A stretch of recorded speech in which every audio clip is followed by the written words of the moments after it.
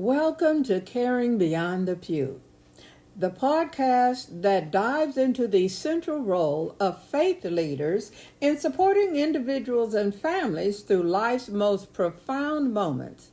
I'm Pastor Emma Jane, and today we're launching an important series on pastoral care at the end of life. In this first episode, we'll explore the critical role of pastoral care beyond prayer. While prayer is powerful, supporting the dying and their family often requires a broader, holistic approach that addresses emotional, spiritual, and even psychosocial needs. To get us started, let me share a brief story. Several years ago, I met a young man who felt abandoned by his church when his mother was dying.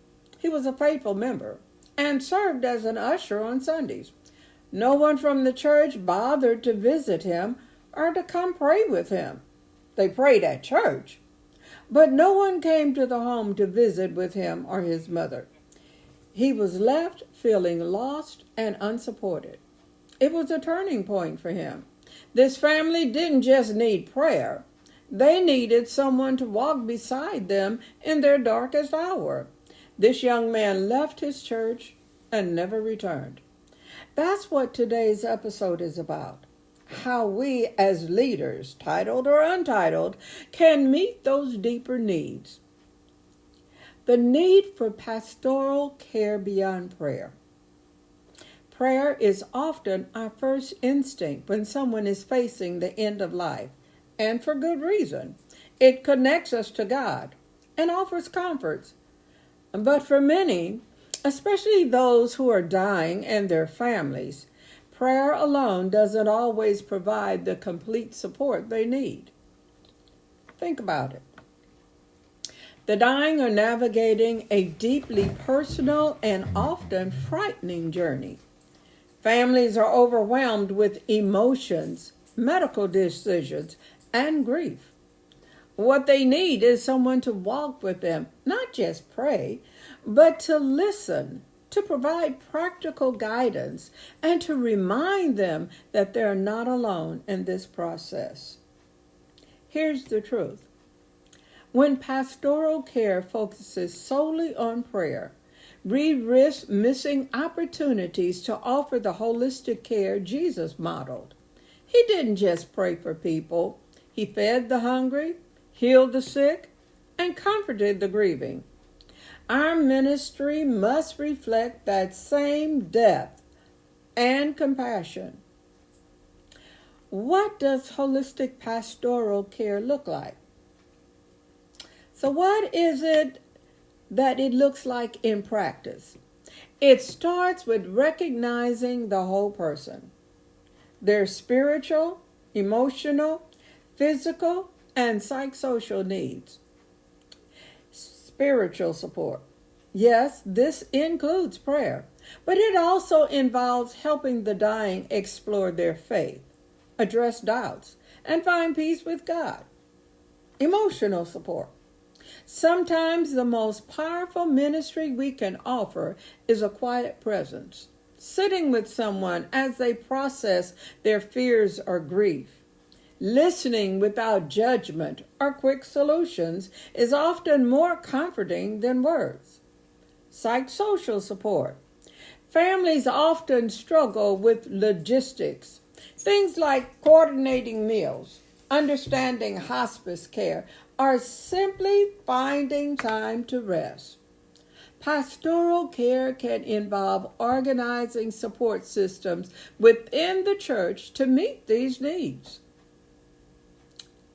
Think back to your own ministry.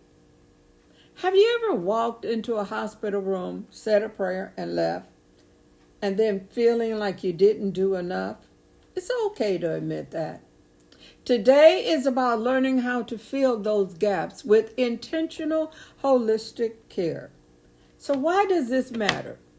Let's talk about this matter, why it matters so much. Supporting the dying and their families isn't just about doing the right thing. It's about reflecting God's love in the most tangible way possible.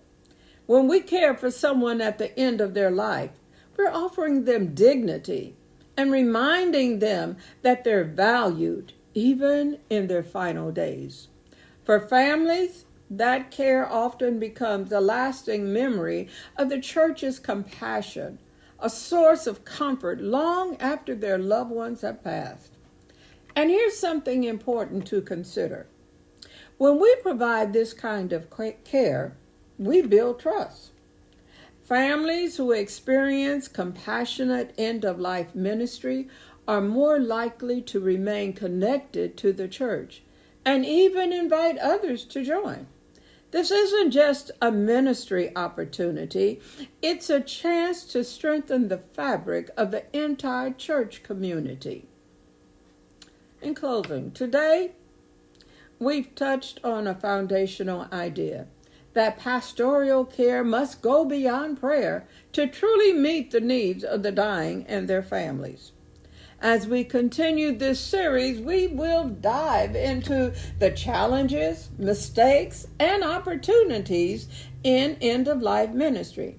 Next time, we'll explore the common challenges pastors face when supporting the dying and how to overcome them with grace and wisdom.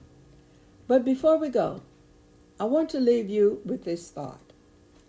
End-of-life care is one of the most sacred responsibilities we have as faith leaders. It's not just about preparing someone for death. It's about walking with them and their families through the valley of the shadow of death, as the psalmist says.